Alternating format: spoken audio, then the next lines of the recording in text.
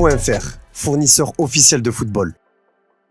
Bonjour à toutes et à tous, on démarre ce JT avec l'OM qui est en train de prendre littéralement feu sur le mercato. Clairement, s'il est toujours question d'OM Champions Project, le projet est en train de prendre forme avec les recrutements de Lodi, Kondogbia et Aubameyang. Et le club phocéen n'est pas prêt de s'arrêter puisqu'une autre recrue intéressante est sur le point de débarquer sur la Canebière. Comme vous l'a révélé, un accord entre Ismaïla Sarr et l'OM a été trouvé ces derniers jours. Et selon RMC Sport, le feu follet sénégalais a déjà passé sa visite médicale avec succès. Il devrait s'engager pour 5 ans avec l'Olympique de Marseille. Si Watford réclamait 20 millions d'euros pour libérer son joueur, le coût de l'opération devrait avoisiner les 11 millions d'euros plus bonus. En parallèle, Pablo Longoria continue de faire le forcing pour Iliman Ndiaye. Le club phocéen continue d'échanger avec Sheffield United. Le joueur qui s'engagerait pour 5 ans est toujours très emballé à l'idée de revenir dans son club formateur. L'OM et Sheffield discutent encore pour tenter de trouver un accord. Certaines sources nous ont précisé que cela pourrait grimper au maximum jusqu'à 20 millions d'euros. D'autres estiment que ce sera moins ou avec des bonus compris.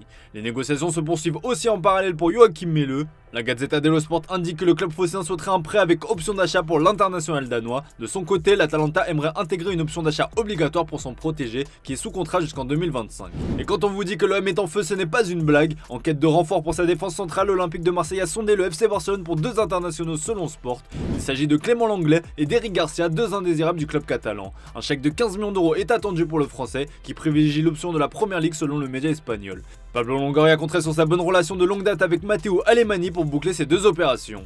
En tout cas, ce qui est sûr, c'est que le mercato de l'OM avance bien et ça c'est de bon augure pour Marcelino qui va pouvoir préparer le 3e tour préliminaire de la Ligue des Champions. Ce lundi midi a eu lieu le tirage au sort à Nyon en Suisse et les phocéens vont devoir attendre encore un peu pour définitivement connaître leur adversaire puisqu'ils seront opposés aux vainqueurs de la double confrontation entre les Ukrainiens du Dnipro et les Grecs du Panathinaikos. Question du jour les amis, sur une note de 10, combien noteriez-vous le mercato de l'Olympique de Marseille pour le moment? Comme d'hab, on attend vos avis dans les commentaires. Hier justement, on vous demandait si Ismaïla Sarr serait une bonne recrue pour l'OM, et bien vous êtes tous déjà conquis par cette future arrivée.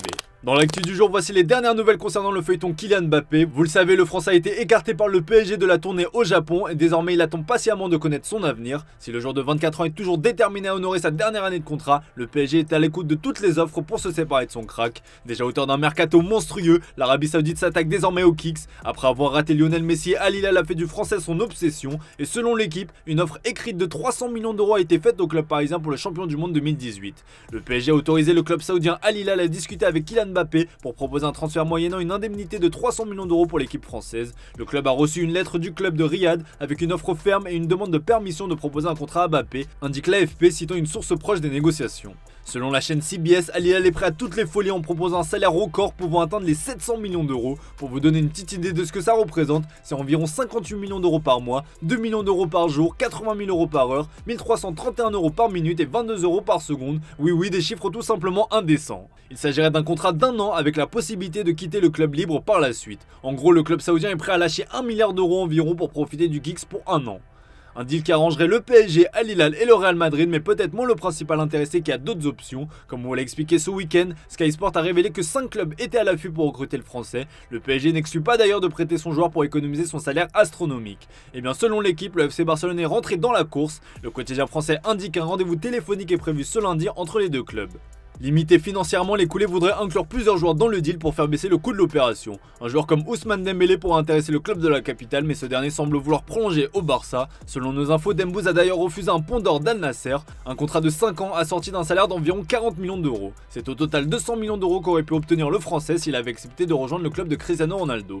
Bon, la rumeur Barça est tout de même à prendre avec des pincettes puisque le club catalan galère déjà à inscrire ses nouvelles recrues. Bref, le feuilleton Kylian Mbappé n'en finit plus de nous étonner, dire qu'il reste encore un mois avant la clôture de ce mercato estival.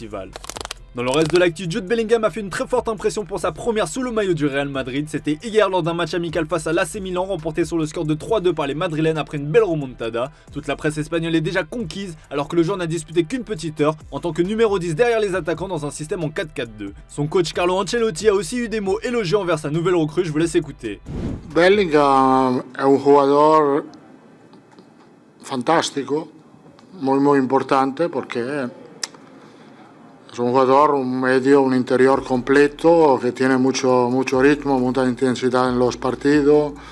Entonces, como he dicho, se mueve muy bien sin balón, distinto de los otros medios que tenemos. Creo que tiene, comparándolo con los otros medios que tenemos, tiene esta calidad de buscar espacio libre. Esto añade añade algo más a esta plantilla que tiene una calidad extraordinaria.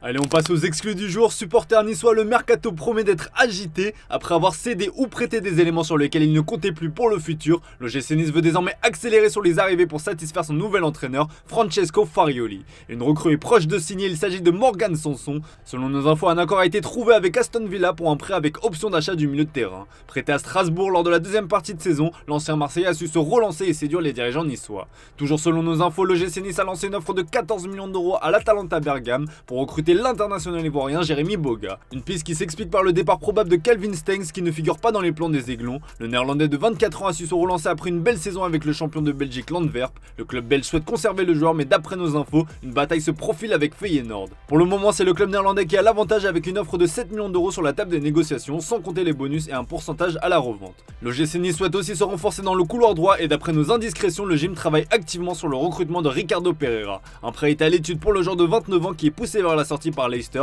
qui on le rappelle évoluera en Championship la saison prochaine. Le Portugais en tout cas est séduit à l'idée de revenir à l'OGC Nice, club dans lequel il a évolué entre 2015 et 2017. Maxime Dupé partit à Anderlecht, le Toulouse FC cherche un autre gardien et d'après nos infos, tout serait bouclé pour Alex Dominguez. Le gardien espagnol évolue à Las Palmas en deuxième division espagnole où il a été titularisé à 8 reprises en championnat la saison passée. Son contrat le liait initialement jusqu'en 2024.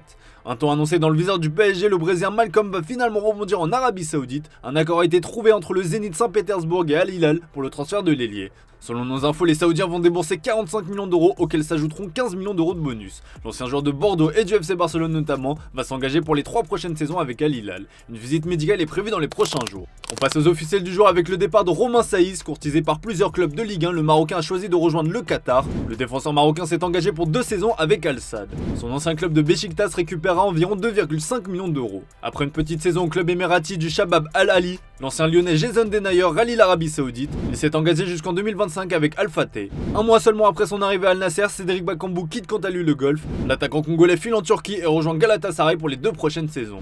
Une indemnité de transfert net de 700 000 euros sera versée à l'ancien club du joueur. Un contrat a été signé avec le footballeur pour 2 saisons à partir de la saison 2023-2024, précise le communiqué du club turc. Le Zénith s'offre un joli pari sur l'avenir avec l'achat de Strajnja Erakovic. Âgé de 22 ans, le défenseur central serbe débarque en provenance de l'Étoile Rouge de Belgrade contre 8 millions d'euros. Il a signé un contrat jusqu'en juin 2027 avec le club russe. En tournée dans le pays du soleil levant, les joueurs du PSG en profitent pour découvrir la riche culture japonaise. Au programme, un atelier percussion, mais aussi un cours de cuisine avec Neymar au fourneau, en train de préparer un okonomiyaki à ses coéquipiers. Le tout dans la bonne ambiance évidemment. Allez, je vous laisse mater ça, excellente soirée à vous et à demain pour un nouveau JT sur Foot Mercato.